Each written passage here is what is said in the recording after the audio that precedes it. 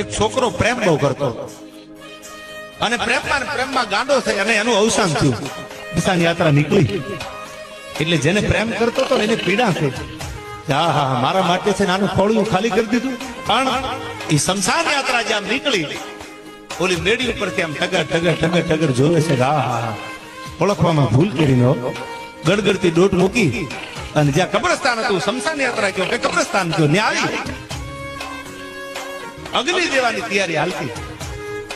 માથા મડી પછાડવા. સાહેબ શમશાનમાં ગયેલું મળું કોઈ દી બોલે કરું મળતા બોલે નહીં કોઈ દી.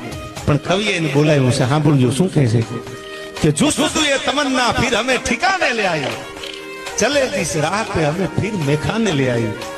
गलती मेरी भी थी, खता तुझ में भी थी, हम तो पहले जल चुके थे यार, अब तू आग लगाने आई. અમે તો જીવતા હળગી ગયા હતા. તેજે ઘા ઊંડા આપ્યા હતા ને એ ઘા હજી રૂંજાણા નથી ને હવે તું શમશાને આગ લગાડવા આવી છો, હવે પાછી રહી જા એમ જીવતા ઓળખાણ કરી લીધો. પછી શમશાને જઈને એમ ન કહેતા બહુ સારો હતો, એ બધાને ખબર જ હતી સારો હતો. જીવતા જાણી લીધો યાર.